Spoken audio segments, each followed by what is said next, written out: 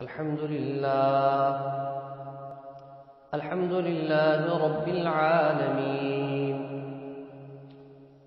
والصلاة والسلام على سيد المرسلين، سيدنا ونبينا وشفيعنا ومولانا محمد وآله وأصحابه وأزواجه وذرياته أجمعين. أما بعد، أعوذ بالله من الشيطان الرجيم. بسم الله الرحمن الرحيم. واعبدوا الله ولا تشركوا به شيئا وبالوالدين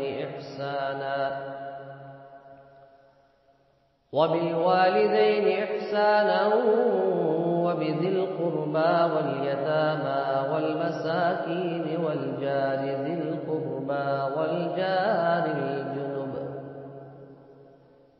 والصاحب بالجنب وابن السبيل وما ملكت أيمانكم، إن الله لا يحب من كان مختالا فخورا. صدق الله خالقنا ومولانا العظيم. اللهم صل على محمد وعلى آل محمد كما صليت على إبراهيم وعلى آل إبراهيم إنك حميد مجيد. اللهم بارك على محمد وعلى آل محمد كما باركت على إبراهيم وعلى آل إبراهيم إنك حميد مجيد. برادران اسلام، واجب الاحترام دوستوں، بزرگوں، عزیز ساتھیوں،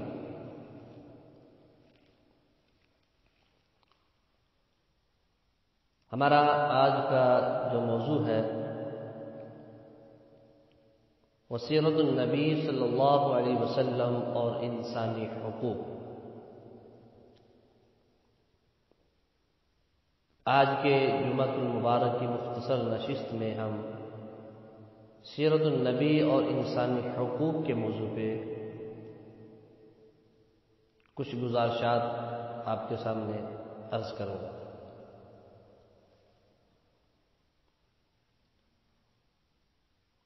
سیرت النبی صلی اللہ علیہ وسلم اور انسانی حقوق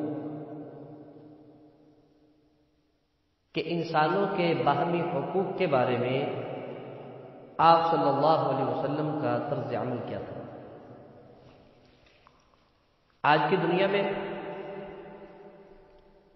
انسانی حقوق سب سے بڑا موضوع ہے، اور یہ آج کی دنیا میں بات کہنے کا ایک بڑا ہتھیار بھی ہے. بالخصوص اس حوالے سے کہ آپ جب بھی دنیا کے کسی کونے میں اسلامی شریعت کی بات کرتے ہیں تو اسے انسانی حقوق کے خلاف کہہ دیا جاتا ہے. بہرحال وہ ایک الگ موضوع ہے، لیکن سر دست میں اتنا عرض کرنا چاہوں گا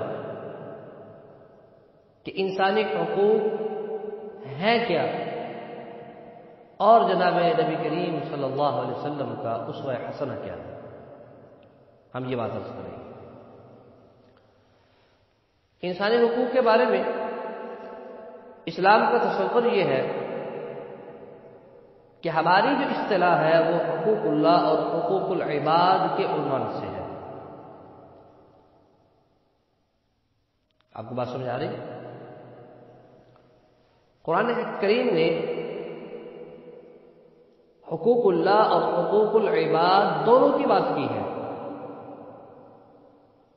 کہ اللہ کا حق کیا ہے اور بندوں کا حق کیا ہے. جبکہ مغرب کی اصطلاح انسانی حقوق کی ہے بس. مغرب خدا کے حقوق کی بات نہیں کرتا. ان کے ہاں خدا کا تصور ہو یا نہ ہو ایک ہی بات ہے. خدا کا کوئی حق ہے یا نہیں ہے ایک ہی بات ہے. لیکن ہمارے نزدیک پہلا حق اللہ کا ہے، اس کے بعد بندوں کے حقوق ہے.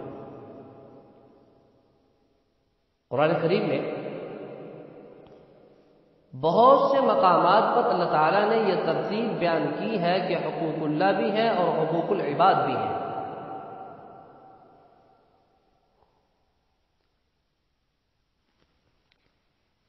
سورۃ الماعون 30ویں پارے کی سورت ہے. اعوذ باللہ من الشیطان الرجیم، بسم اللہ الرحمن الرحیم. ارأیت الذی یکذب بالدین فذلك الذي يدع اليتيم ولا يحض على طعام المسكين فويل للمصلين الذين هم عن صلاتهم ساهون الذين هم يراءون ويمنعون الماعون. یہ سورہ ماعون ہے، 30ویں پارے کی سورت ہے. اس میں 4 حق بیان ہوئے ہیں. ایک اللہ کا اور 3 حق بندوں کے. یتیم کو دھتکارنا یہ کام کافر کرتا ہے، مسلمان کا یہ کام نہیں. جو دین قیامت کو جٹلاتا ہے وہی یتیموں کو دھکے دیتا ہے. ایماندار اور دیندار آدمی یتیم کو دھکے نہیں دیتا. یہ بندوں کے حق کا اللہ نے ذکر فرمایا. مسکین اور محتاج کو کھانا کھلانا یہ بھی بندوں کا حق ہے. اس کے بعد نماز کا ذکر ہے کہ نماز اللہ کا حق ہے. نماز نہ پڑھنا اللہ کے حق تلفی ہے. نماز میں سستی کرنا اللہ کی حق تلفی ہے. اس کے بعد فرمایا وَيَمْنَعُونَ الْمَاعُونَ، آپس میں استعمال کی چیزیں ایک دوسرے کو دینی چاہیے. یہ بھی انسانی حقوق میں سے ہے. میں نے خلاصہ بیان کیا کہ اس چھوٹی سی صورت میں بھی اللہ تعالیٰ نے دونوں قسم کے حقوق کا ذکر فرمایا، حقوق اللہ اور حقوق العباد دونوں. اللہ کے حقوق اور بندوں کے حقوق قرآن کریم میں اور بھی بہت سے مقامات پر ذکر فرمائے گئے.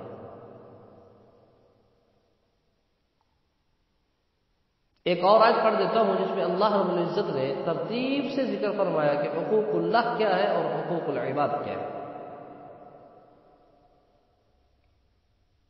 اللہ تعالیٰ فرماتے ہیں وَاعْبُدُوا اللَّهَ وَلَا تُشْرِكُوا بِهِ شَيْئًا وَبِالْوَالِدَيْنِ إِحْسَانًا وَبِذِي الْقُرْبَى وَالْيَتَامَى وَالْمَسَاكِينِ وَالْجَارِ ذِي الْقُرْبَى وَالْجَارِ الْجُنُبِ وَالصَّاحِبِ بِالْجَنبِ وَابْنِ السَّبِيلِ وَمَا مَلَكَتْ أَيْمَانُكُمْ. سورہ نساء کی یہ آیت ہے. اس آیت میں اللہ تعالیٰ نے حقوق کے 10 دائرے بیان کیے ہیں جن میں پہلا حق آپ نے بیان کیا وَاعْبُدُوا اللَّهَ، اللہ کی عبادت کرو، وَلَا تُشْرِكُوا بِهِ شَيْئًا، اور اس کے ساتھ کسی کو شریک نہ کرو. اور پھر اس کے بعد 9 حق اللہ تعالیٰ نے بندوں کے بیان کیے ہیں اور ان کو دائروں میں تقسیم کر کے پہلے والدین کا حق بیان کیا کہ ان کے ساتھ اچھے سلوک سے پیش آؤ. پھر اس کے بعد قریبی رشتہ داروں، یتیموں، مسکینوں، قریبی پڑوسیوں، اور وہ پڑوسی جو رشتہ دار نہیں ہے، صاحب بالجنب، سبق کا ساتھی، سفر کا ساتھی، کمرے کا ساتھی وغیرہ وغیرہ. اور پھر مسافروں اور غلاموں کے حقوق درجہ بدرجہ بیان فرمائے. حقوق میں پہلا حق اللہ کا بیان ہوا اور پھر اس کے بعد 9 حق بندوں کے ذکر ہوئے۔ آج لوگ بندوں کے حقوق کی بات کرتے ہیں، لیکن پہلا حق اللہ کا ہے۔ بڑی تفصیل کے ساتھ اللہ تعالیٰ نے حقوق اللہ اور حقوق العباد کو بیان فرمایا۔ یہاں قریبی رشتہ داروں سے حسن سلوک کی بات ہوئی، اور دوسری جگہ اللہ تعالیٰ نے ارشاد فرمایا وَآتِ ذَا الْقُرْبَىٰ حَقَّهُ وَالْمِسْكِينَ وَابْنِ السَّبِيلِ، سورۃ الاسراء میں،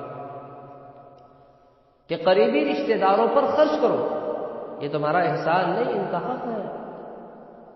ہم احسان سمجھتے ہیں، فرمائیے احسان نہیں، یہ ان کا حق ہے۔ مسکین اور مسافر پر خرچ کرو، یہ تمہارا احسان نہیں، ان کا حق ہے۔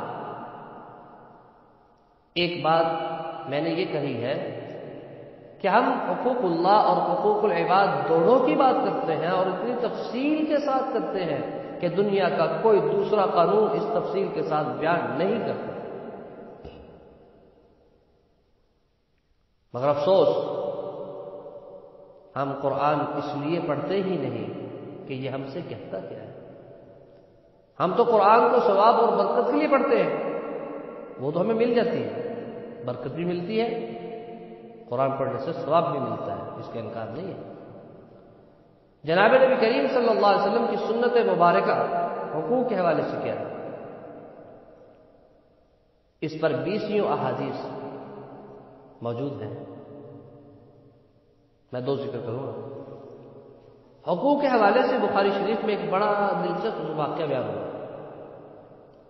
کہ حقوق کے بارے میں حضور اکرم صلی اللہ علیہ وسلم کی سنت اور ذوق کیا ہے۔ حضرت سلمان فارسی رضی اللہ تعالیٰ عنہ کا واقعہ ہے۔ آپ پہلے مجوسی تھے، پھر عیسائی ہوئے، ایک طویل عرصہ عیسائی رہے، پھر یہودیوں کے خاندان کے غلام بنے، اور پھر کافی عرصہ غلامی کا گزارا۔ کہتے ہیں کہ باری باری 10 مالکوں کے پاس رہا ہوں۔ مدینہ منورہ میں یہودیوں کے غلام کے طور پر آئے تھے، لیکن یہ غلامی تو آپ کے لیے فائدہ مند ثابت ہے۔ آپ کی قسمت کے ادھر سے یہ مدینے پہنچے، اور ادھر سے حضور اکرم صلی اللہ علیہ وسلم قباء میں تشریف لے آئے، اور پھر انہوں نے اپنی آزادی سے لیا۔ میں کہا کرتا ہوں کہ 2 آدمیوں کے لیے غلامی اللہ کی بہت بڑی نعمت کا سبب بنی، جیسے سیدنا حضرت یوسف علیہ السلام کے لیے غلامی بادشاہت کا ذریعہ بنا، اسی طرح حضرت زید بن حارثہ اور حضرت سلمان فارسی رضی اللہ تعالیٰ عنہ کے لیے زید بن حارثہ کو دیکھے غلام بن کے مکہ میں آئے، اور پھر اس مقام پر پہنچے کہ حضور اکرم صلی اللہ علیہ وسلم نے ابو زید کہلانا شروع کر دیا تھا، اور حضرت سلمان فارسی رضی اللہ تعالیٰ عنہ بھی یہودیوں کے غلام بن کر مدینہ منورہ آئے تھے۔ اسی وجہ سے مدینہ میں رہتے ہوئے بدر اور احد میں شریک نہیں ہو سکے، البتہ آزاد ہونے کے بعد غزوہ خندق میں شریک ہوئے۔ اور یہ یاد رکھیں کہ غزوہ خندق انہی کے مشورے سے کھودی گئی تھی۔ سلمان فارسی رضی اللہ تعالیٰ نے جب مدینہ منورہ آئے تو مہاجر تھے۔ جناب نبی کریم صلی اللہ علیہ وسلم نے حضرت ابو درداء سے ان کی مواقعات کرا دی، حضرت سلمان فارسی کی حضرت ابو درداء سے مواقعات کرا دی، جیسے حضور پاک صلی اللہ علیہ وسلم کا مواقعات کروانے کا معمول تھا۔ باہر سے آنے والے سینکڑوں ہزاروں لوگ ہوں اور ایک آدمی کو ایک خاندان سنبھال لے، یہ تو آسان ہے کیوں؟ یہ کیا خیال آپ کا کہ باہر سے سینکڑوں ہزاروں لوگ ہیں اور ایک آدمی کو ایک خاندان سنبھال لے، یہ تو آسان ہے، اور سب کے لیے اکٹھا انتظام کرنا یہ مشکل ہے، بہت مشکل ہے۔ حضور پاک صلی اللہ علیہ وسلم نے بڑی حکمت عملی سے ایک مہاجر اور ایک انصاری کو بھائی بھائی بنا دیا۔ سبحان اللہ، یہ آپ کی حکمت عملی، اور کیا کہنے آپ کی حکمت عملی کی۔ حضرت سلمان فارسی رضی اللہ تعالیٰ عنہ کو حضرت ابو درداء کے حوالے کر دیا۔ حضرت ابو درداء رضی اللہ تعالیٰ عنہ نوجوان آدمی تھے، اور حضرت سلمان فارسی عمر رسیدہ تھے. آپ کی عمر کے بارے میں 250 سال کی بھی روایت ہے، لیکن حافظ ابن حجر رحمۃ اللہ علیہ نے جو محتاط روایت ذکر کی ہے وہ 180 سال کی ہے. اس کا کیا مطلب ہے کہ جب آپ مسلمان ہوئے تو 150 سال کے تھے، جہاں دیدہ آدمی تھے، کئی مذہب بھولتے تھے.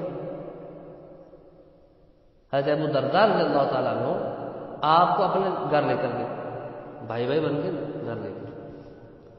وہاں جا کر حضرت سلمان فارسی رضی اللہ تعالیٰ نے دیکھا کہ گھر میں تو گھر والی کوئی بات ہی نہیں ہے. کیسے؟ ام درداء کو دیکھا، حضرت ابو درداء کی بیوی کو، کہ میلے کچیلے کپڑے پہنے ہوئے ہیں، گھر کی کوئی صفائی نہیں. حالانکہ عورت گھر میں ہو تو گھر کی حالت سے پتہ چلتا ہے کہ بھائی اس گھر میں کوئی عورت رہتی ہے. وہ مکان کو صاف رکھے گی، پردے لٹکائے گی، زیب و زینت کا اہتمام کرے گی، یہ عورت کی فطرت ہے. لیکن وہاں تو گھر والی کوئی بات ہی نہیں تھی. چنانچہ حضرت سلمان فارسی رضی اللہ تعالیٰ نے جاتے ہی پہلا کام یہ کیا کہ ام درداء سے بات کی اور کہا کہ یہ اپنا کیا حال بنا رکھا ہے بھائی، ڈھنگ کے کپڑے پہنے ہوئے ہیں، گھر کا کیا حال کر رکھا ہے، کوئی چیز سلیقے سے نہیں رکھی ہوئی. ام درداء رضی اللہ تعالیٰ عنہ نے جواب دیا کہ بھائی جان، بات یہ ہے کہ عورت سنورتی بھی ہے، گھر کو سنوارتی بھی ہے، لیکن کسی کے لیے سنورتی ہے، کسی کے لیے سنوارتی ہے.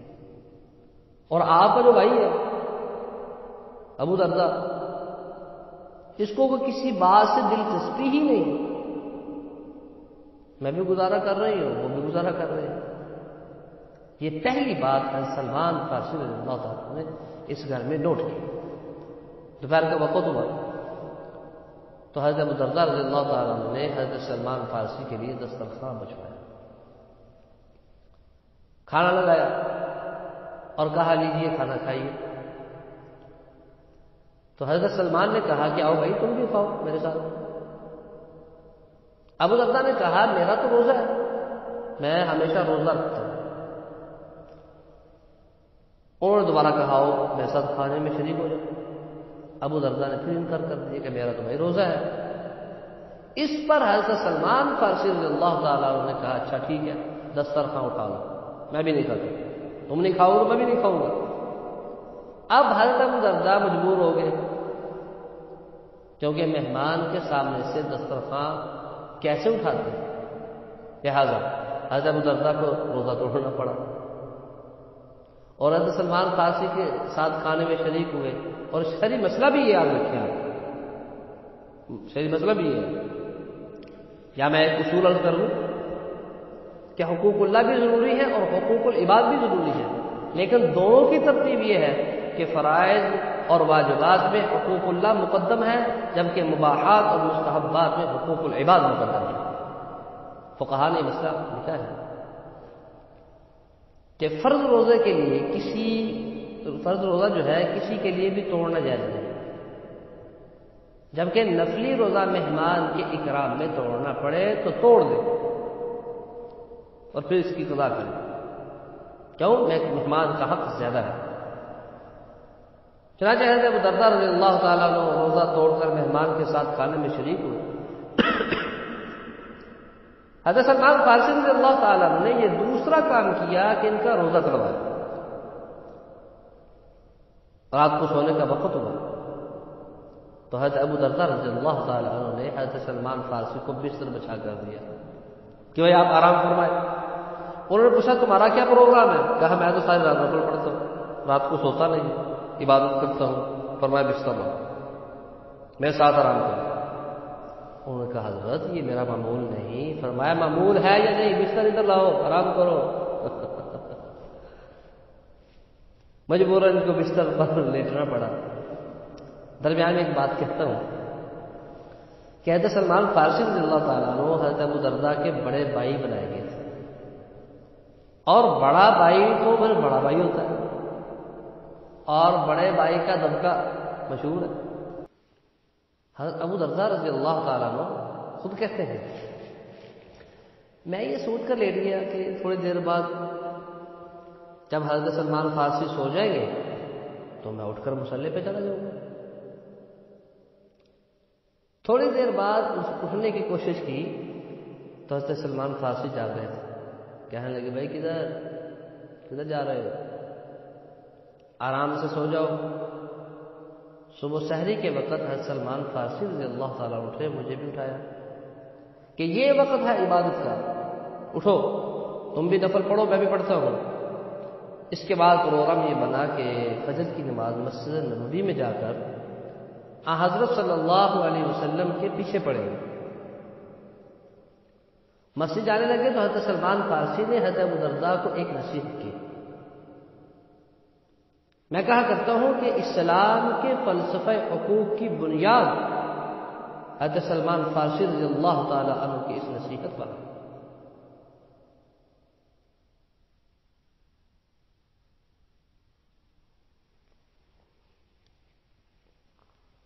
انہوں نے حضرت ابو درداء کو مخاطب کر کے فرمایا،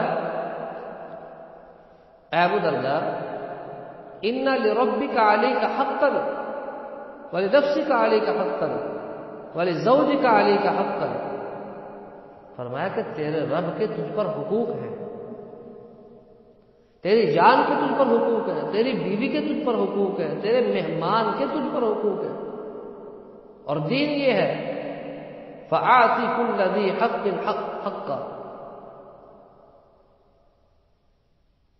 کہ ہر حق والے کو اس کا حق وقت پر ادا کرو۔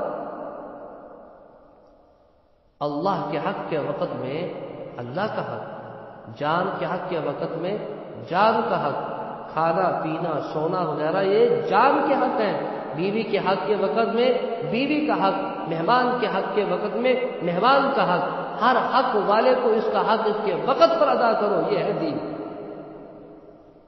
یہ نصیحت کی اور پھر دونوں بھائی جناب نبی کریم صلی اللہ علیہ وسلم کی خدمت میں حاضر ہوئے۔ فجر کی نماز مسجد نبوی میں حضرت صلی اللہ علیہ وسلم کے پیچھے ادا کی،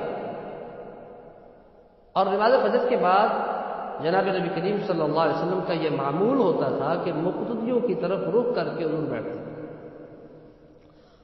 اور اشراق کے وقت تک بیٹھے رہتے تھے، اور یہ متفرق کاموں کی مجلس ہوتی تھی۔ میں اسے آج کی اصطلاح کے حوالے سے کھلی کچہری کہا کرتا ہوں۔ کوئی متعین کام نہیں ہوتا تھا، کوئی نئی وحی آئی ہوتی تو اس وقت سنا دیتے، کسی نے خواب دیکھا ہوتا تو اس کی تعبیر پوچھ لیتا، کوئی مہمان آیا ہے تو اس کا حال احوال پوچھ لیا، کوئی خاص ہدایات دینی ہوتی تو وہ دے دیتے۔ سمرہ بن جندب رضی اللہ تعالیٰ عنہ کہتے ہیں کہ کوئی اور کام نہیں ہوتا تھا تو ہم گپ شپ کرتے رہتے تھے، اشراق تک یہ مجلس ہوتی تھی، اس کے بعد آپ صلی اللہ علیہ وسلم کا تشریف لے جاتے، بلکہ بس اوقات حضور خود پوچھتے تھے کہ بھائی کسی نے کوئی خواب تو نہیں دیکھا۔ ایسے ہی اس دن حضور پاک صلی اللہ علیہ وسلم مقتدیوں کی طرف متوجہ ہوئے تو حضرت ابو درداء اور حضرت سلمان فارسی کو سامنے دیکھا تو بلا لیے دونوں، میں ادھر آؤں۔ حضرت ابو درداء سے پوچھا، بھائی سلمان فارسی کو بھائی بنایا تھا، کیسا لگا بھائی؟ کوئی آپس میں مزاج بھی ملا کرے؟ حضرت ابو درداء پچھلے ایک دن سے بڑے بیٹھے تھے، فرمانے لگے موقع ملتا ہی ساری کارگزاری سنا دی کہ یا رسول اللہ صلی اللہ علیہ وسلم، انہوں نے تو جاتے ہی میری بیوی سے انٹرویو کیا، پھر میرا روزہ کروا دیا، رات کو مجھے نفل نہیں پڑھنے دیے، مجھ سے زبردستی نیند کروائی، صبح کو یہ نصیحت کی اور ہم یہاں آ گئے۔ اس پر جناب نبی کریم صلی اللہ علیہ وسلم نے ایک جملہ کہا، صدق سلمان۔ صدقہ فعل پر بھی لگتا ہے اور قول پر بھی لگتا ہے، مطلب یہ کہ سلمان نے جو کیا ہے ٹھیک کیا ہے اور جو کہا ہے ٹھیک کیا ہے۔ اس سے پہلے یہ جملے حضرت سلمان رضی اللہ تعالی عنہ کی نصیحت تھی، ان لربک علیک حقا ولنفسک علیک حقا ولزوجک علیک حقا، لیکن حضور صلی اللہ علیہ وسلم کے صدق سلمان کہنے سے یہ جملے مرفوع حدیث ہو گئے۔ یہ جناب نبی کریم صلی اللہ علیہ وسلم کا ارشاد مبارک ہے کہ اللہ کے حق کے لیے بندوں کے حق نہ مارو، اور بندوں کے حق کے لیے اللہ کا حق نہ مارو، ہر ایک کا حق ادا کرو۔ میں کہا کرتا ہوں کہ اسلام میں حقوق اللہ اور حقوق العباد کی بنیاد قرآن کریم کی وَاعْبُدُوا اللَّهَ وَلَا تُشْرِكُوا بِهِ شَيْئًا والی آیت ہے، اور سلمان فارسی رضی اللہ تعالیٰ عنہ کے جملے ہیں، اور اس میں بھی یہ ترتیب وہی ہے کہ پہلے حقوق اللہ کا ذکر ہے، پھر حقوق العباد کا ذکر ہے۔ اور ایک اور روایت ذکر کرتا ہوں جس سے معلوم ہوگا کہ حق کا شعور کیا ہوتا ہے، حق کا یہ احساس اور شعور کس نے پیش کیا ہے۔ جناب نبی کریم صلی اللہ علیہ وسلم تشریف فرما تھے، مجلس لگی ہوئی تھی، آپ کی دائیں جانب حضرت عبداللہ بن عباس رضی اللہ تعالیٰ عنہ بیٹھے ہوئے جو حضور کے چچا زاد بھائی ہیں، شاگرد بھی ہیں، اور ایک رشتے میں بانجے بھی رکھتے ہیں کہ ام المومنین حضرت میمونہ رضی اللہ تعالیٰ عنہ ان کی حقیقی خالہ ہے، جبکہ حضور پاک صلی اللہ علیہ وسلم کے بائیں جانب حضرت ابوبکر صدیق بیٹھے ہوئے تھے جو کہ اکبر الصحابہ افضل الصحابہ ہے۔ تو اس مجلس میں حضور اکرم صلی اللہ علیہ وسلم کو پیالے میں کوئی مشروب پیش کیا گیا، حضور نے نوش فرمایا، آخر میں کچھ گھونٹ بچ گئے یا بچا لیے، اب یہ کسی کو دینے تھے۔ حضور پاک صلی اللہ علیہ وسلم کے بیان کردہ قانون کے مطابق یہ دائیں والے کا حق بنتا ہے، الایمن فالایمن، اور دائیں طرف ایک 13-14 سال کا لڑکا بیٹھا ہوا ہے، یعنی عبداللہ ابن عباس رضی اللہ تعالیٰ عنہ، جو کہ حضور کے وفات کے وقت 15 سال کے تھے تقریباً۔ حق ان کا بنتا تھا، مگر جی یہ چاہ رہا تھا کہ بائیں طرف دے دیں، ابو بکر بیٹھے تھے۔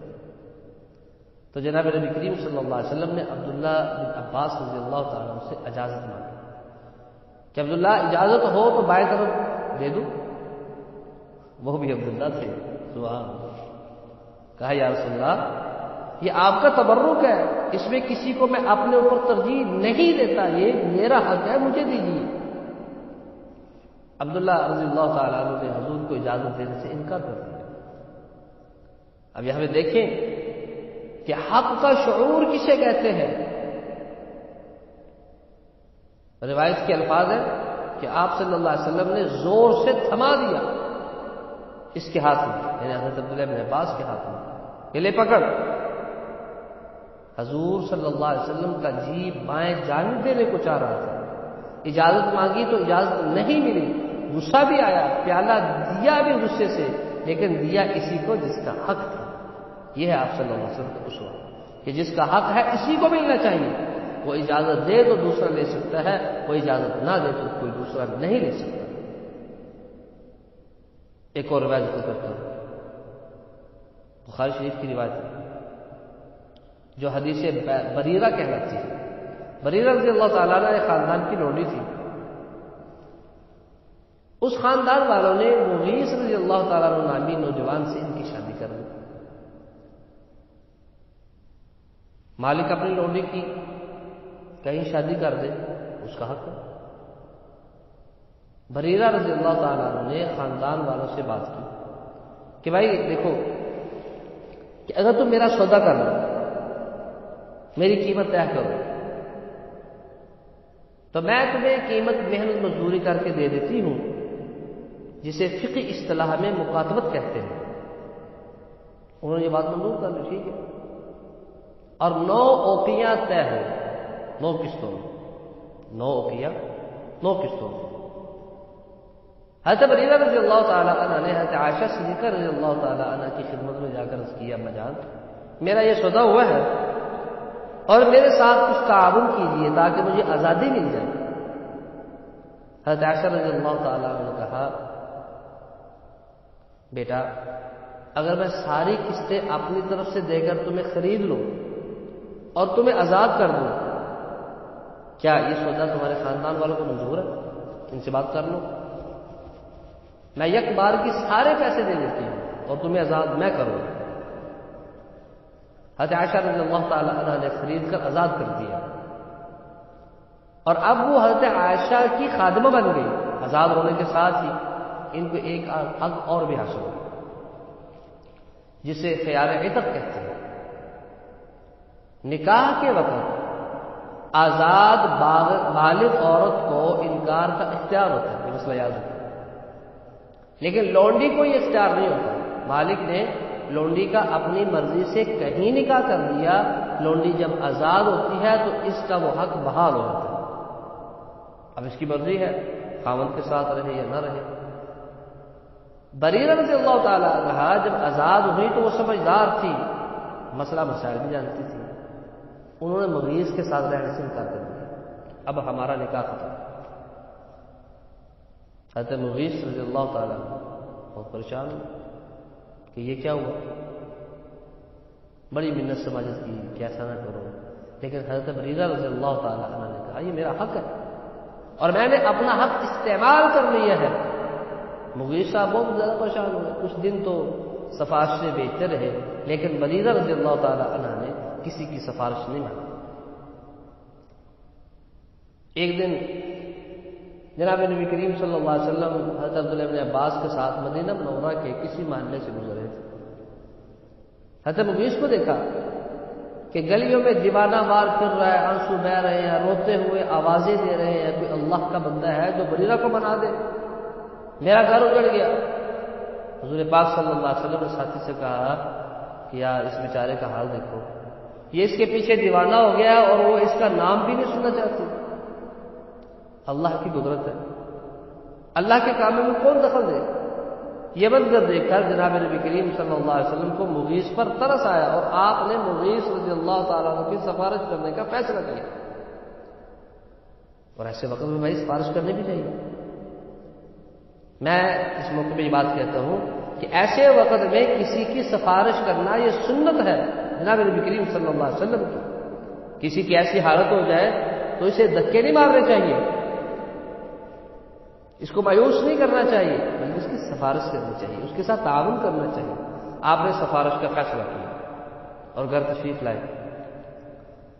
حضرت بریرہ رضی اللہ تعالی عنہ کو بلایا اور فرمایا کہ مغیث کا کیا قصہ ہے؟ انہوں نے کہا یا رسول اللہ صلی اللہ علیہ وسلم میں نے اپنا حق استعمال کیا اور مغیث کے ساتھ رہنے سے انکار کر دیا ہے، آپ صلی اللہ علیہ وسلم نے سفارش کرنا چاہیے۔ تو بریرہ نے کہا یا رسول اللہ صلی اللہ علیہ وسلم کیا یہ میرا حق نہیں تھا؟ فرمایا بھائی حق تو تھا۔ کہا اب میری مرضی، میں اس کے ساتھ رہوں یا نہ رہوں، میں اس کے ساتھ نہیں رہنا چاہتی۔ جناب نبی کریم صلی اللہ علیہ وسلم نے بریرہ سے کہا بریرہ کوئی نظر ثانی کی گنجائش ہے تو نظر ثانی کر لو، اس بیچارے کا تو بہت برا حال ہے، تو میں سفارش کرتا ہوں کہ اگر نظر ثانی کی گنجائش ہے تو نظر ثانی کرو۔ یہاں آپ حضرات ذرا غور کریں کہ سفارش کون کر رہا ہے؟ جناب نبی کریم صلی اللہ علیہ وسلم۔ اور کس سے سفارش کر رہے ہیں؟ لونڈی تھی، آزاد ہو۔ حضرت صلی اللہ علیہ وسلم خود سفارش کر رہے ہیں گھر کی خادمہ سے۔ فرمایا بریرہ یہ فیصلہ واپس لے سکتی ہو؟ وہ بھی حضرت عائشہ کی شکل تھی۔ کہا یا رسول اللہ یہ آپ کا حکم ہے، یعنی یہ آپ حکم فرما رہے ہیں یا مشورہ دے رہے ہیں؟ وہ فرق جانتی تھی، حضرت عائشہ کی شکل تھی، سمجھدار تھی، علم والی تھی، مسئلہ مسائل جانتی تھی۔ کہنے لگی یا رسول اللہ صلی اللہ علیہ وسلم یہ آپ کا حکم ہے، کیونکہ اگر آپ کا حکم ہے اور آپ حکم دے تو کسی مسلمان کی مجال ہے کہ وہ اس کا انکار کر سکے، اور اگر حضور کا مشورہ ہو تو اس میں اختیار ہوتا ہے کہ اسے قبول کرے یا نہ کرے۔ تو آپ صلی اللہ علیہ وسلم نے فرمایا حکم نہیں، میرا مشورہ ہے۔ یہ سنا تو بریرہ فوراً بولی لا حاجت لی، مجھے اس کی کوئی ضرورت نہیں۔ میں اس موقع پر کام جاتا ہوں کہ کون انکار کر رہا ہے اور کس کے سامنے کر رہا ہے، مگر اسی پر قصہ ختم ہو گیا۔ یہ ہے حق کا احساس۔ آج دنیا میں عورتوں اور بچوں کے حقوق کا شور مچا ہوا ہے، بچوں کے حق کی بات، عورتوں کے حق کی بات، یہ بات آپ حضرات کی سمجھ میں آئی ہے کہ سب سے پہلے یہ حقوق کس نے پیش کیے؟ آج میں نے قرآن کریم کی دو آیتیں اور آپ صلی اللہ علیہ وسلم کی سیرت مبارکہ کے 20 واقعات میں سے 2 واقعے ذکر کیے ہیں کہ حقوق کے بارے میں قرآن کریم کا تصور اور مزاج کیا ہے اور حضور اکرم صلی اللہ علیہ وسلم کا مزاج اور سنت مبارکہ کیا ہے۔ اللہ تعالی ہمیں سمجھنے اور عمل کرنے کی توفیق عطا فرمائے۔ آئندہ جمعہ انشاءاللہ ہم سیرت النبی صلی اللہ علیہ وسلم اور معاشرتی حقوق کے بارے میں عرض کریں گے۔ وآخر دعوانا الحمدللہ رب العالمین۔